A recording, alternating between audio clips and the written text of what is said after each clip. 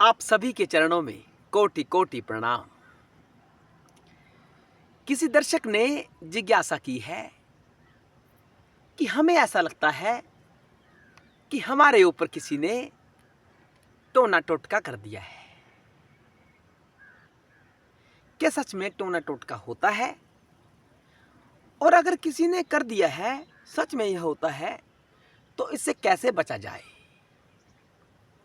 ऐसी जिज्ञासा हमारे एक दर्शक ने की है। तो हम आपको बता दें कि इस वीडियो में आपके सारे संशय दूर हो जाएंगे। इस वीडियो को अंत तक अवश्य देखना। हम आपको यह भी बताने का प्रयास करेंगे कि इस स्थिति से बाहर कैसे आना है। आपको तत्व के साथ समझाने का प्रयास करेंगे। हमें चीज़ें पता ही नहीं होती, इसलिए हमें संशय रहता है कि ऐसा होता है या नहीं होता है, ये चीज़ें कैसे काम करती हैं। हम आपको इस वीडियो में समझाने का प्रयास करेंगे। चैनल पर नए आए हैं तो सब्सक्राइब करना मत भूलना, क्योंकि तत्व का चैनल है। ये इस चैनल की बातें काफ़ी लोगों को नहीं पच रही, हजम नहीं हो पा रही। वो हमें कह रहे हैं आप वो ज्ञानी नहीं है, वो ऐसा कह रहे हैं। उनके चरणों में भी हमारा कोटि कोटि प्रणाम, क्योंकि हम बात करते हैं साधु भाव से। अगर हम उनसे द्वेष करेंगे तो हमारा साधु भाव नष्ट हो जाएगा। हम स्वयं ही उस शांति में स्थित नहीं रह पाएंगे। हम आपको उपदेश कर रहे हैं, तो हमारा उनसे कहना है कि जब आप इस विषय को पूर्णतः समझोगे, आपने पुराणों को पढ़ा है, ये सत्य है, हम इस पर संशय नहीं कर रहे, लेकिन जब उस पुराणों की बातों को अपने ऊपर ढालोगे तो आपके भीतर से यही ज्ञान निकलेगा जो हम आपको इस चैनल पर बता रहे हैं। यह अनुभव का विषय है। तो क्या सच में टोना टोटका होता है? हाँ, सच में होता है। सकारात्मक, नकारात्मक दो अवस्थाएं हैं। सत्य, असत्य दो अवस्थाएं हैं। प्रकाश, अंधकार दो अवस्थाएं हैं। जीव, ब्रह्म दो अवस्थाएं हैं। यानी एक सिक्के के दो पहलू होते हैं। तो टोना टोटका भी होता है। किसी की दृष्टि में कोई कार्य सकारात्मक होता है और वही कार्य किसी अन्य की दृष्टि में वह नकारात्मक होता है, नेगेटिव होता है। आपके लिए चोरी करना पाप है, लेकिन चोर के लिए चोरी करना पाप नहीं है। समझिए बातों को। चोर कभी नहीं मानता इस बात को कि मैं पाप कर रहा हूं, नहीं मानता। वो कहता मेरा कर्म है, ये वो कर्म ही पूजा है। वो इस वाक्य का हवाला देता है। जरूरी नहीं है कि जो बात आपके दृष्टिकोण से सही है वह सामने वाले के दृष्टिकोण से भी सही हो, ऐसा नहीं है। दोनों प्रकार की शक्तियां इस ब्रह्मांड में पाई जाती हैं। सबके जनक शिव ही हैं, आपके शिव ही हैं जनक। जो आपके भीतर आपका शंकर बैठा है, वही सब स्थितियों के जनक हैं। नकारात्मक शक्तियां होती हैं, जैसे नवग्रह होते हैं। नवग्रह क्या होते हैं? नवग्रह हमारे पूर्व जन्मों के जो कर्म होते हैं उनको एक संचय में ढाल देते हैं। अगर हमारे बुरे कर्म हैं और बुरे कर्मों का हमें फल भोगना है तो किस ग्रह के माध्यम से हम भोगते हैं? शनि के माध्यम से भोगते हैं। शनिदेव को प्राय नकारात्मक दृष्टि से देखा जाता है, लेकिन इस वीडियो के माध्यम से जान लो, शनि नकारात्मक नहीं है। शनि न्याय करते हैं। शनि प्रकृति का तत्व है। प्रकृति जिनसे निर्णय करवाती है, न्याय करवाती है। जिसने बुरा किया हुआ है उसका बुरा होगा। यह शनि की दशा होती है। इसका अर्थ क्या है कि आपने पुराने जन्मों में कोई बुरे कार्य किए हुए हैं,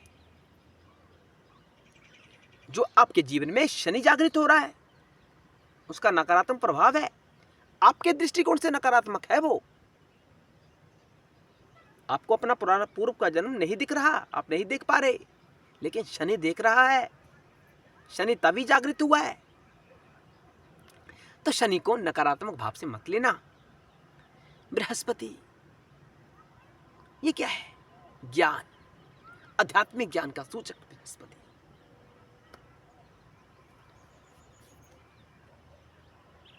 आपकी नकारात्मक शक्तियों का राजा शुक्र। तो शुक्र के दो प्रभाव होते हैं, ऐसा मत सोचना वो गलत प्रभाव भी करेगा, लेकिन नहीं, चंचलता। चंचलता आपके जीवन में आ जाएगी। चंचलता हमें जीवन में स्थित रखती है, हमें संसार में लिप्त रखती है। और जब हम संसार में लिप्त रहते हैं तो हम बाहर निकल ही नहीं सकते, हम शिव की ओर जा ही नहीं सकते। हमारा शुक्र क्यों जागृत हुआ है? हमारा शुक्र इसलिए जागृत हुआ है कि हमने पूर्व जन्मों में कुछ ऐसे कार्य किए हुए हैं।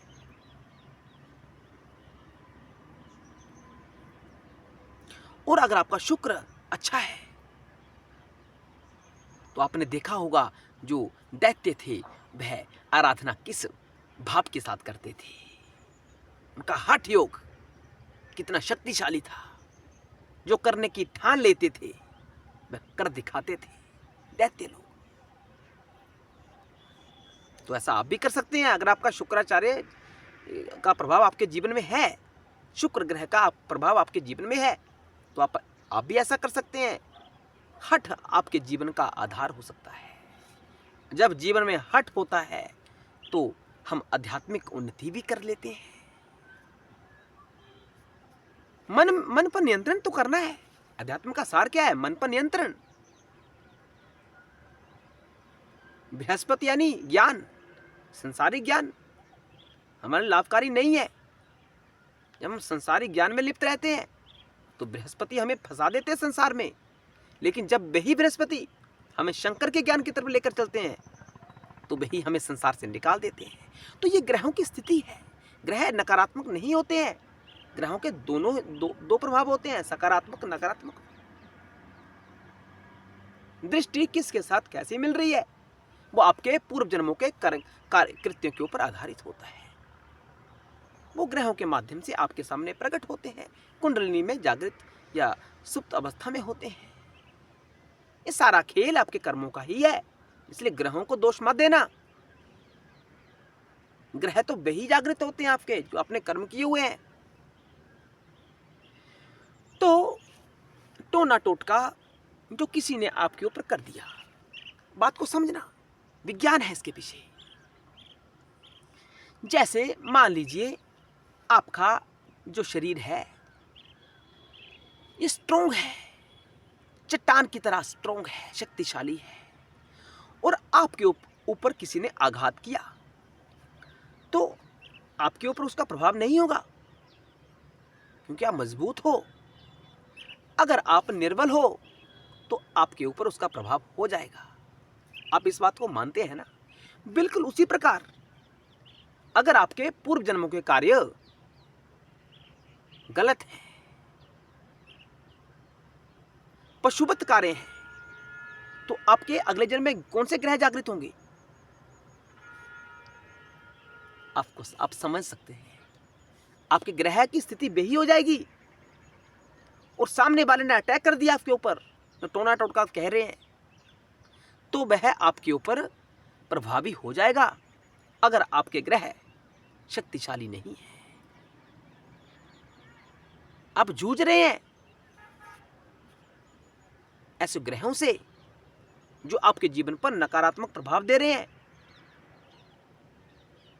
ग्रहों के लिए तो बस सकारात्मक स्थिति है क्योंकि आपने वो गलत कार्य किए हुए हैं, लेकिन इस जीवन में आपके लिए वो नकारात्मक बन जाते हैं।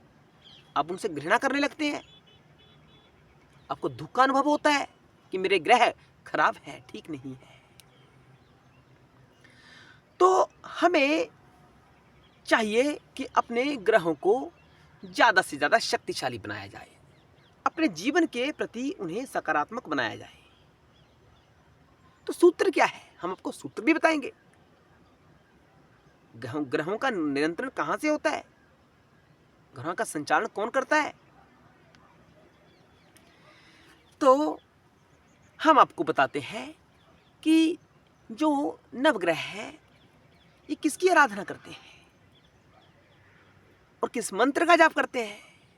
ये स्वयं परमात्मा शिव की आराधना करते हैं। इन सभी के इष्ट देव शंकर जी हैं।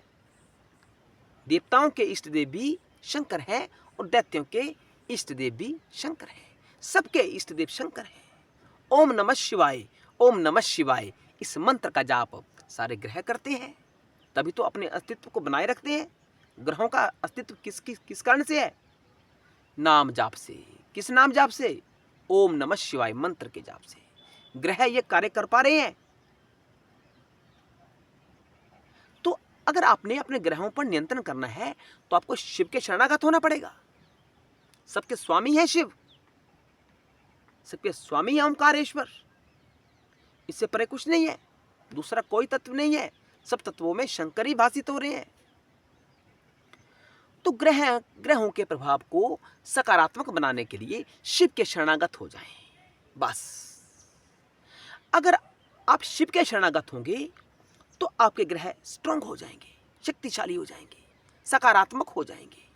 फिर चाहे आपके ऊपर कोई टोना टोटका कुछ भी करता रहे, आपके जीवन पर उसका प्रभाव नहीं होगा। अगर कर दिया किसी ने, आपको पता ही नहीं था कि इससे कैसे बचना है, तो सूत्र है अभी शिव के शरणागत हो जाओ। किसी के पास जाने की आपको आवश्यकता नहीं है, केवल शिव के पास जाओ, क्योंकि शिव के शरणागत सारे हैं। शिव सबके माता पिता हैं। जो सबके माता पिता हैं तो उनके पास जाइए ना, अन्य के पास जाने की आपको आवश्यकता नहीं है, केवल शिव के पास जाओ। शिव आपके ग्रहों की स्थिति सकारात्मक बना देंगे, आपके अनुकूल बना देंगे, जो आपके लिए अच्छा होगा वैसा बना देंगे। और जब ग्रह हमारे स्ट्रांग हो जाते हैं तो हमारे ऊपर ये जो गतिविधियां होती हैं, टोना टोटका, इनका प्रभाव हमारे जीवन पर नहीं होता है। ये वहीं आघात करते हैं जहां हमारे ग्रह स्ट्रांग नहीं होते हैं। हमारे ग्रह निर्बल होते हैं, कमजोर होते हैं। तो भक्ति अवश्य है इसके लिए। अगर आप भक्त हैं, भक्ति करते हैं राम जी की, कृष्ण जी की, शंकर जी की, तो आपके ऊपर ग्रहों का प्रभाव नहीं होगा। शंकर सबके जनक है, जनक होने के कारण वे सबके पिता हैं। पिता की बात तो हर कोई मानेगा। आपने अर्जी लगा दी शंकर जी से, अपनी आत्मा से अर्जी लगा दी। अब शंकर क्या है, शिव क्या है, हम काफी वीडियो में आपको बताते रहते हैं। शंकर जी को एक मूर्ति ही मत समझना, वे मूर्ति के रूप में भी है। ऐसा नहीं है वो मूर्ति में नहीं है, मूर्ति में भी है। जो हम सब मूर्तियां हैं वो शंकर ही तो है, लेकिन मूर्ति स्वयं ही भूली हुई है कि हम शंकर हैं। हमें याद करने की आवश्यकता है, हमें उस भाव में स्थित होने की आवश्यकता है। अपने अंदर देखिए, अपने जो अंदर आत्म तत्व है उसका ध्यान करिए, उसके शरणागत हो जाएं, अपने जीव भाव का त्याग कर दें, अपने शारीरिक भाव का त्याग कर दें, अपने अहम भाव का त्याग कर दें।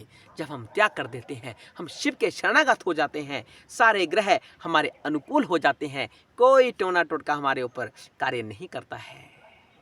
यही मार्ग है, यही सत्य है। अन्यथा हम आपको जटिल से जटिल मंत्र बता देंगे, किस मंत्र का जाप करें, नहीं, कोई आवश्यकता ही नहीं है। जब कार्य सरल भाव से हो सकता है तो हमने दूसरी तरफ क्यों जाना है, सत्य की तरफ जाए, शिव की तरफ जाए, बस। हर हर महादेव, जय भोलेनाथ, जय शिव शंकर।